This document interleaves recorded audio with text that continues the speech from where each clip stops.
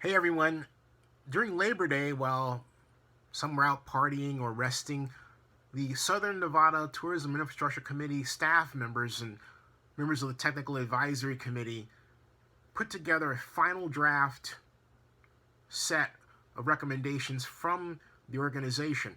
And it will be discussed starting on the meeting that is going to come up this Thursday, September 8th.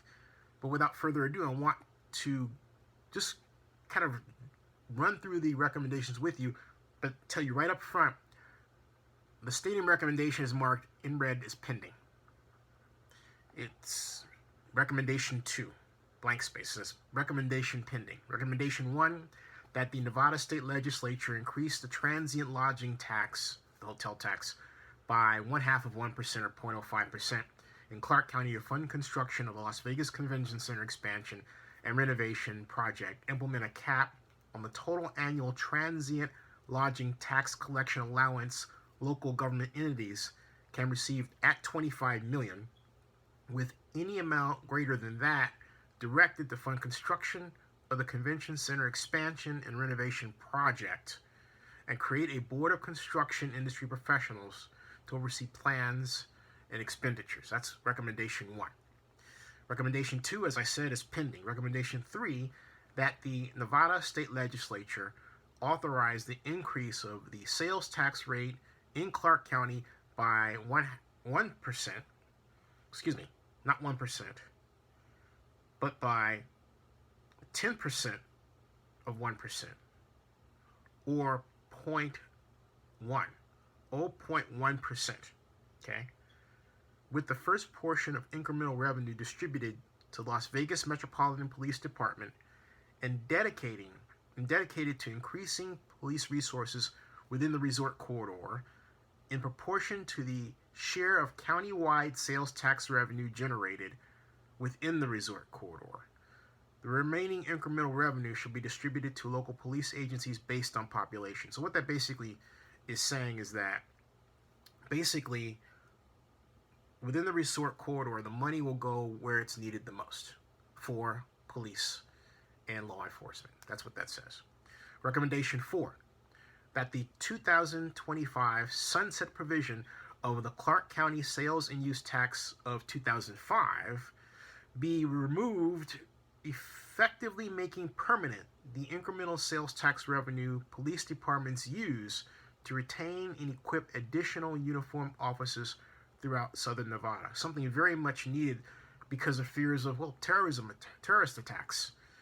And the observation among a number of experts that Las Vegas needed additional expenditures to make sure that it was ready, if not pre-able, to handle a terrorism threat before it happened. Recommendation 5, that the Nevada State Legislature authorize an interim study of available and alternative aviation fuel resources to support the current and future needs of the Southern Nevada aviation industry. The recommendation would be for the study to be approved during the 2017 session of the Nevada Legislature, conducted between the 2017 and 19 session, with a report delivered to the governor and legislature in advance of the 2019 section. Those are the 5 recommendations. Again, stadium is pending. Now, I want to emphasize something. These are recommendations. And if they go to the Nevada Legislature as one, the Nevada Legislature could still choose to take one or do any combination of them. It's wide open.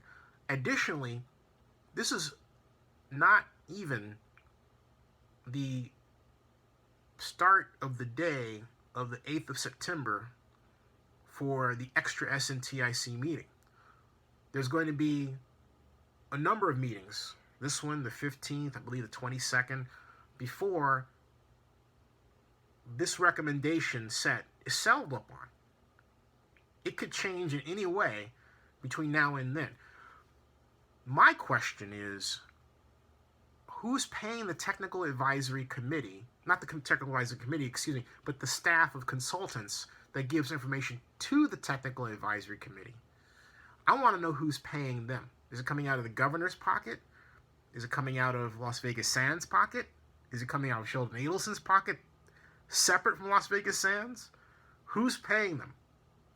And the reason why I ask is a preview to my next video, but I'll just tell you right now. Because one of the consultants whose name I will not mention I talked to, said that the $750 million subsidy that was requested by Sheldon Adelson was a gift. And this person does not directly work for Sheldon Adelson or Las Vegas Sands. So I was actually shocked, and I said so in our conversation. I like this person. There's nothing personally negative here. But I was shocked that this person would actually say that. And I wanted to explain that it would seem Adelson had figured out some other kind of way of getting something. And we don't know what that something is because Adelson didn't say it. Instead, he says, hey, this is a gift and I don't need the tax increment financing money. And on top of that, I will pay for cost overruns. But the question becomes, why not just simply ask for a lower subsidy if you're willing to provide for additional money?